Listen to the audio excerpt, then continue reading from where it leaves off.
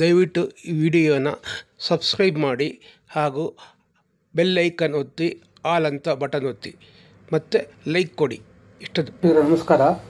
ಇವತ್ತು ಏನಪ್ಪ ಅಂದರೆ ಎಲ್ಲ ಟಿ ವಿಗಳಲ್ಲೂ ನಾವು ಇತ್ತೀಚೆಗೆ ನೋಡ್ತಾ ಇರೋದಂತೂ ಬರೀ ದರ್ಶನ್ ವಿಚಾರವನ್ನು ಜಾಸ್ತಿ ಹೆಚ್ಚಾಗ್ತಾ ಇದೆ. ಅದಷ್ಟೇ ಅಲ್ಲದೆ ಈ ಧರ್ಮಸ್ಥಳ ಒಂದು ವಿರೋಧವಾಗಿ ಜಾಸ್ತಿ ಪ್ರಚಾರ ಆಗ್ತಾ ಇದೆ. ಸರ್ಕಾರ ಏನಾಗಪ್ಪ ಅಂತಂದರೆ ಯಥಾರಾಜ ತಥಾಪ್ರಭು ಅಂತಾರೆ. ನೀವು ಹೇಗಿರ್ತಾರೆ, ರಾಜ ಆದವನು ಹೇಗಿರ್ತಾರೆ, ಪ್ರಜೆಗಳು ಕೂಡ ಹಾಗೇ ಇರ್ತಾರೆ ಅಲ್ವಾ? ಹಾಗೇನೆ ಈ ಇತ್ತೀಚೆಗೆ ಟಿ ವಿಗಳಲ್ಲಿ ತೋರಿಸುವಂಥದ್ದು ಏನಿದೆ, ಈಗ ದರ್ಶನ್ ವಿಚಾರವಾಗಿ ಜೈಲಿಗೆ ಹೋದ್ರು, ಅದು ಕಾನೂನು ಪ್ರಕಾರ ಏನು ನಡೀಬೇಕು ಅದು ತಪ್ಪು, ಎಲ್ಲರಿಗೂ ಗೊತ್ತಿರುವಂಥದ್ದೇ. ಆ ಥರ ಮಾಡಬಾರ್ದಾಗಿತ್ತು. ಇಷ್ಟು ಕೂಡ ಜೂನಿಯರ್ ಆರ್ಟಿಸ್ಟ್ಗಳಿಗೂ ಕೂಡ ಇವರು ಕೈ ಮಾಡೋದು ಉಂಟು.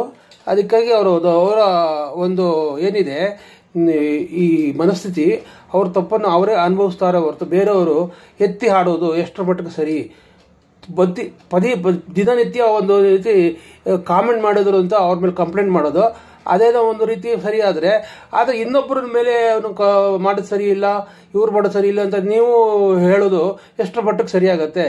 ಈ ನೋಡಿ, ಈಗ ಅವ್ರದ್ದು ದರ್ಶನ್ ಅವರು ತಪ್ಪು ಮಾಡಿದ್ರು ಅಂತ ಹೇಳ್ತಾ ಇದ್ರೆ, ನೀವು ಒಂದು ಬೆಳ್ಳು ನಿಮ್ಮ ಕಡೆ ತೋರಿಸಿದ್ರೆ 3 ಬೆಳ್ಳು ನಿಮ್ಮ ಕಡೆ ತೋರಿಸ್ತಾ ಇರ್ತದೆ ಅಲ್ವಾ?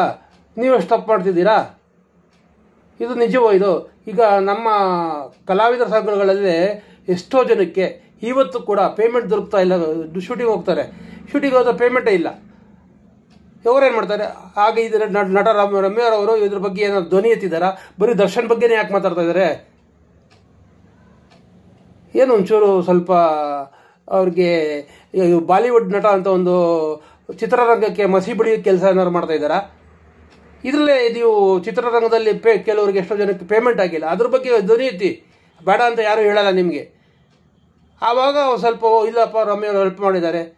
ಅದರಲ್ಲೂ ಕೂಡ ನೀವು MP ಆಗಿ ಒಬ್ಬ ಚಲನಚಿತ್ರ ನಟರ ಬಗ್ಗೆ ಒತ್ತಿ ಮತ್ತೆ ಅವರಿಗೆ ಹೇಳೋದು ನಿಜಕ್ಕೂ ಕೂಡ ಒಂದು ರೀತಿ ಒಂದು ವಿಷಾದನೀಯ ಸಂಗತಿ ಅಂತಲೇ ಹೇಳ್ಬೋದು. ಆದರೆ ಇಷ್ಟರ ಮಟ್ಟಿಗೆ ಒತ್ತಿ ಹೇಳುವುದು ಎಷ್ಟರ ಮಟ್ಟಿಗೆ ಸರಿ ಅಲ್ವಾ? ದರ್ಶನ್ ಅವ್ರು ಮಾಡಿದ ತಪ್ಪು, ಅದು ಒಪ್ಕೊಳ್ತೀನಿ, ಇಲ್ಲ ಅಂತ ಅಲ್ಲ. ಆದರೆ ಅವ್ರ ಕರ್ಮ ರಿಟರ್ನ್ಸ್ ಅಂತ ಏನು ಹೇಳ್ತಾರೆ, ಅವ್ರು ಮಾಡ್ತಾರೆ. ಅದನ್ನು ನೀವು ನೀವೇ ಕತ್ಕೊಳ್ತೀರಾ? ಅವ್ರು ತಪ್ಪು ಮಾಡಿದ್ದಾರೆ, ಅವರು ಅವೆಲ್ಲ ನಿಮಗೆ ಅದಕ್ಕೆ ಸಂಬಂಧ ಇಲ್ಲ. ನೀವು ಆದಲ್ಲಿ ನ್ಯೂಟ್ರಲ್ ಆಗಿದ್ದರೆ ಒಳ್ಳೆಯದು. ಚಲನಚಿತ್ರಕ್ಕೆ ಒಳ್ಳೆ ಒಂದು ಹೆಸರುಗೊಂದು ತಂದು ಕೊಟ್ಟರೆ ಅದೊಂಥರ ನಿಮಗೆ ಒಂದು ರೀತಿ ಹೆಸರಿರ್ತದೆ. ಅದು ಬಿಟ್ಟು ಅವ್ರು ಹಾಗೆ ಮಾಡಿದ್ರು ಅಂತ ಬರೀ ತಪ್ಪೊಳ್ಳೆ ತಿಳಿತಾ ಇದ್ರೆ ಚಿತ್ರರಂಗ ಯಾಕೆ ಮುಂದುವರಿಯುತ್ತದೆ? ನಮ್ಮ ಕನ್ನಡ ಚಿತ್ರರಂಗವನ್ನು ಮುಂದುವರಿಯೋದು ನೀವು ನೋಡಬೇಕಾಗಿದೆ. ಅದಷ್ಟೇ ಅಲ್ಲ, ನಮ್ಮ ಕನ್ನಡ ಚಿತ್ರರಂಗದಲ್ಲಿ ಅನೇಕ ನಟರುಗಳನ್ನ ಪ್ರೋತ್ಸಾಹ ಕೊಡಬೇಕು. ನೀವು ನಟರುಗಳಿಗೆ ಹೆಚ್ಚಿನ ಒಂದು ಪ್ರೋತ್ಸಾಹ ಕೊಡಬೇಕು. ಯಾವ ರೀತಿ ಪ್ರೋತ್ಸಾಹ ಕೊಡಬೇಕು?